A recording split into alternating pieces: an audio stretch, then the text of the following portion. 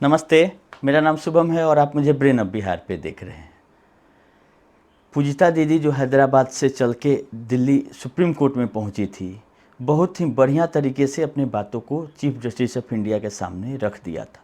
जबकि सहारा सेवी का मैटर लिस्ट हुआ था, हालांकि इनका पर्सनल कोई केस नहीं लगा हुआ है, जो भी है वो निवेशकों के लिए ही है कि सहारा सेवी का निदान होगा तो निवेशकों का पैसा मिलेगा। इनके कहने का मकसद यही था कि 15 साल से ये केस चल रहा है, जिसके चलते सारे लोग परेशान हैं। केस में फैसला 2012 में आ जाता है, कंटेम्प्ट ऑफ कोर्ट होता है, उसके बाद भी कंटेम्प्ट ऑफ कोर्ट का केस चलते आ रहा है, लेकिन निवेशकों का पैसा नहीं मिल रहा है। तो अभी तक भी जो मामला लिस्ट हुआ है, ऑर्डर की कॉपी आई है, इसमें निवेशकों का जिक्र नहीं है। जिक्र किसका है? एम्प्लॉय लोगों का, क्योंकि एम्प्लॉय लोगों का केस फाइल हुआ था सहारा सेवी में। पैसा डिमांड किया था कुछ एम्प्लॉय लोगों ने कि हमारा पैसा इतना दिन से ड्यूज है, सहारा सेवी से हमको दे दीजिए। निवेशकों के लिए पैसा सरकार ने मांगा था, जो PIL लगा था पीनक पानी मोहंती में, उसमें 5-5 हज़ार करके निवेशकों के लिए वो सरकार निकाली थी। इंडिविजुअल कोई पार्टी या कोई संगठन या कोई और व्यक्ति अभी तक सुप्रीम कोर्ट में उसको नहीं सुना गया है। लेकिन ये जो हुआ है 13 तारीख को, गर्मी छुट्टी के बाद 1.5 महीना के बाद रीओपन हुआ था सुप्रीम कोर्ट, और खुलते ही मामला को लिया गया। हम आप लोगों को अपने वीडियो में बताए भी थे कि उम्मीद कम है कि उस दिन सुनवाई होगी। हाँ, लेकिन मामला जो गड़ा हुआ मुर्दा है वो ऊपर आ गया। ऊपर इसलिए आ गया कि सेबी ने एक 14,106 करोड़ का जो सारा इंडिया कमर्शियल का अपील था, उसको दायर कर दिया था, उसकी लिस्टिंग हो गई थी और वो मामला टैग हो गया था सहारा सेबी से। इस तरह से जितने भी सहारा सेवी में मामले टैग थे, सबको सुप्रीम कोर्ट के चीफ जस्टिस ऑफ इंडिया के बेंच के आगे रख दिया गया। तो सुनवाई तो संभव था ही नहीं कि इतने बड़े मामले को आप 10 मिनट से 1 घंटा में सुन सकते हैं। कि आप देखिएगा कि 19 पेज का ऑर्डर अपलोड हुआ है, जिसमें 17 पेज केवल वकील लोगों का नाम है और IA का डिटेल्स है। मतलब हम क्या बोलते हैं कि अनगिनत IA। तो ऑर्डर में सबसे पहले यही लिखा गया है कि जो शेखर नफाडे हैं, एकमस क्यूरी, उनके द्वारा सारे मामले को 6 वर्गों में बांटा गया है। पहले तो सिस्टमेटिक होगा तब ना कि कौन मामला के बाद कौन आएगा, कौन कितना जरूरी है। इतना तो आसान नहीं है। जो चीफ जस्टिस जब संजीव खन्ना जी थे तो 3 दिन लगा था सहारा सेबी को सुनने में, और उस पर भी पानी फेर दिया था सहारा ने, रिजल्ट 0। तो इस बार ये देखना है कि सोमवार को तो डेट दे दिया गया है और बोला गया है कि 6 कैटेगरी में जो इंडेक्स करके दिया गया है शेखर नफाडे जी के द्वारा, काफ़ी मेहनत करके ये सब बनाया गया है कि किस मामले के बाद कौन मामला आएगा। प्रायोरिटी उन्होंने दिया है एम्प्लॉय लोगों का कि 1 नंबर में कैटेगरी में एम्प्लॉय का सैलरी का जो मैटर था उसको लिस्ट कीजिए। और इस तरह से बारी बारी से कोर्ट ने भी एक अपील किया है उनसे। अपील इसलिए किया है क्योंकि पूजिता दीदी वहाँ पहुँच गई थी और एक उर्मिला गुप्ता जी हैं दिल्ली से, 2 लेडीज़ वहाँ पे पहुँची हुई थी सुनवाई के दौरान दर्शक के रूप में। इसीलिए कोई जिक्र नहीं है ऑर्डर में, लेकिन उन्होंने अपनी बात रख दी चीफ जस्टिस के सामने कि 15 साल से मामला चल रहा है, कृपया सुन लीजिए हम लोग। तो कोर्ट ने उनकी सुनी और बोला कोर्ट ने कि आप सोमवार को जो मामला लिस्ट किया गया है सबसे पहले आपका ही सुना जाएगा। और हमको उम्मीद है कि अपना रिप्रेजेंटेशन, क्योंकि पूजिता दीदी का तो कोई इंडिविजुअल मामला है नहीं, जो विश्व भारती के तरफ से जो रीट फाइल है उसका रिप्रेजेंट वहाँ पे करना होगा कि यही मामला हम लोग निवेशकों का है, जिससे कि लोगों का भुगतान है और जो भी डिटेल है 2024 से फाइल करके हम लोग वेट कर रहे हैं कि सुनवाई आज नहीं कल होगी। तो इस मामले को अब ज़रूरत है कि विश्व भारती के जो भी वकील लोग हैं इसको सुप्रीम कोर्ट के सामने समक्ष बहुत बेहतरीन तरीके से रखें। उसमें किसी सीनियर एडवोकेट को हायर करना हो तो करके सोमवार को रख दिया जाना चाहिए। ऐसा नहीं है कि केवल एम्प्लॉय लोगों का मामला सुना जाएगा। एम्प्लॉय लोगों का जैसे उसमें प्रायोरिटी है ना कि कौन पैसा मांगने आया, पब्लिक कौन है, किसको तुरंत रिलीफ की ज़रूरत है। इसीलिए सैलरी वाला मैटर सबसे ऊपर लग गया, क्योंकि अभी तक किसी भी इन्वेस्टर का सुनवाई उसमें कहाँ हुआ। सहारा सेवी में इन्वेस्टर का सुनवाई तो PIL में हो रहा है, और रियल एस्टेट और हाउसिंग और कमर्शियल में इन्वेस्टर बचे कितना है जो कि जाएंगे पैसा मांगने, जा रहे हैं सोसाइटियों के जमा करता। और इस केस में भी मिनिस्ट्री ऑफ कोऑपरेशन जो सोसाइटी का है वो पार्टी बना लिया गया था सरकार के ही रिक्वेस्ट पे कि हमको इसमें बनाइए सोसाइटियों का पैसा इसमें से निकालना है। तो अब मामला उठेगा जमाकर्ता लोगों का सहारा सेबी में कि मामला आखिर था क्या कि रियल एस्टेट और हाउसिंग के लोग बॉन्ड लेके पहुंचे नहीं सुप्रीम कोर्ट या सेबी के पास, क्योंकि उसका कन्वर्जन हो गया था क्यूसॉप में, क्यूसॉप से सोसाइटी में। इस सब सारा चीज़ वहाँ पे अच्छे तरीके से रखना होगा सोमवार को। ये मीडिया में पूरा वायरल है कि एक हैदराबाद की लेडी ने अपना मंगलसूत्र निकाला है सुप्रीम कोर्ट में सीजीआई के सामने और बोला है कि कृपया मेरे केस को सुन लिया जाए।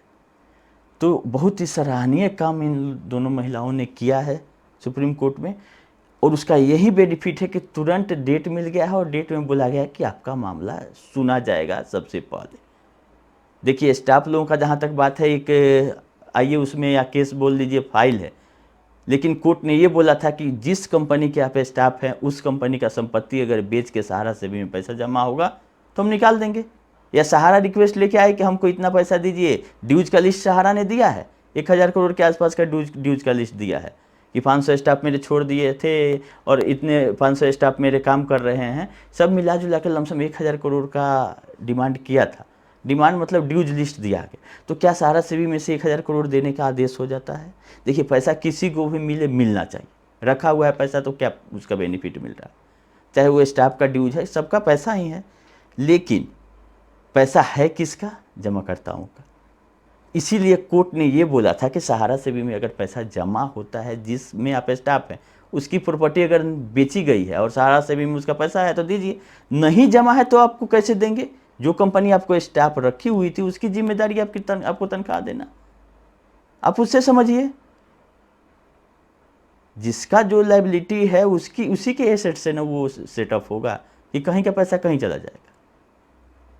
तो सुना जाएगा सबको, लेकिन निवेशकों का पक्ष मजबूत होने वाला है। अब देखना है कि सहारा नया पैंतरा क्या लेके आती है, कौन सा नया डील लेके आती है इस सुनवाई को टालने के लिए। हमेशा से तो यही करते आई है सहारा, जब कुछ अच्छा होने वाला होता है कुछ नया चीज़ लेके आती है सुप्रीम कोर्ट से लेके, और पब्लिक के सबके आंख में धूल झोंकते हुए आती है। इस बार इतनी जल्दी डेट मिल गई है और उसमें से जमाकर्ताओं और निवेशकों को बोला गया है कि आपके मामले को सुना जाएगा, वो स्पेशल बेंच में ही सुना जाएगा सोमवार को। और हम आप लोग को बताए थे कि स्पेशल बेंच में ही सहारा की सुनवाई होती है, ऐसा नहीं कि नए सिरे से स्पेशल बेंच बनाना है। हम आपको क्या बताए थे कि जस्टिस MM सुंदरेश जी सुनते आ रहे हैं, तो ऐसा नहीं होगा कि कोई नई पीठ बनेगी उसमें MM सुंदरेश जी नहीं रहे। हाँ, चीफ जस्टिस ऑफ इंडिया रह भी सकते हैं। अगर चीफ जस्टिस ऑफ इंडिया सुनते हैं तो फिर उसको टाला नहीं जा सकता है, कुछ आदेश से चीफ जस्टिस ऑफ इंडिया के कोर्ट से आना है।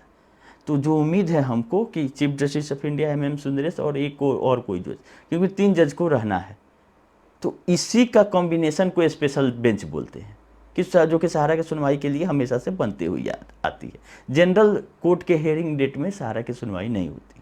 13 तारीख को लिस्ट इसलिए कर लिया गया था कि जब छुट्टी वाला सुनवाई चल रहा था, पार्ट टाइम कोर्ट चल रहा था 18 जून को, तभी बोल दिया गया था कि अर्जेंट मैटर है, इसको 13 को लिस्ट कर दिया जाए। तो चीफ जस्टिस का आदेश था तो 13 को लिस्ट कर दिया गया, और जब 13 को लिस्ट कर दिया गया तो सारे मामले जब आए तो पता चला कि नहीं, ये टोटल मामला स्पेशल बेंच सुनते आई है, इसीलिए स्पेशल बेंच बना दिया गया है या बना दिया जाएगा और मंडे को इसको रखा जाए। क्योंकि देखिए एक दूसरे से मामला लिंक रहता है। अब कमर्शियल का सुनवाई करने के पहले रियल एस्टेट हाउसिंग का भी होगा। ऐसा नहीं कि अब इंडिपेंडेंट केस है, टोटल 27 केस लगे हुए हैं और आइए अनगिनत, अब गिन लीजिएगा अगर आपको गिनना हो तो 500 से ज़्यादा आइए, जिसमें से कुछ का निस्तारण संजीव खन्ना जी ने किया था 2024 में जो सुनवाई हुआ था। लेकिन अभी जो है ये बहुत बड़ी अपडेट है कि इस तरह से कार्यक्रम हुआ सुप्रीम कोर्ट में और लिस्टिंग हो गया मामले की। नहीं तो अभी तक तो कोई नाम शुमार नहीं था सुनवाई का, सहारा का।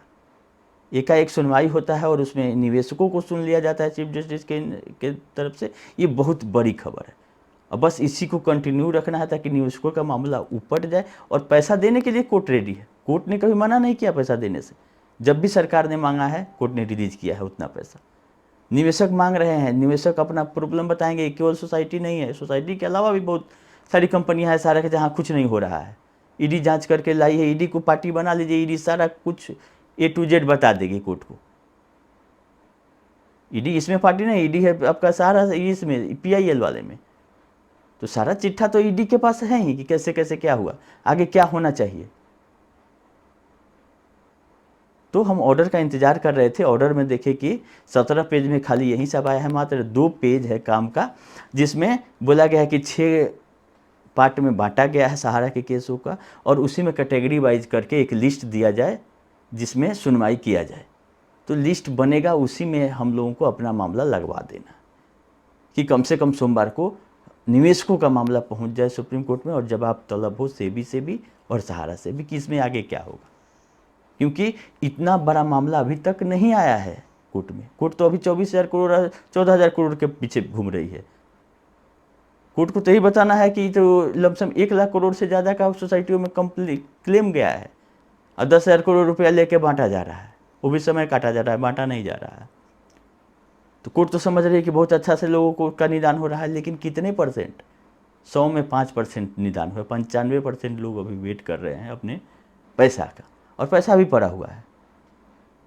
जो पैसा है वो तो बांटा जा सकता है ना तुरंत।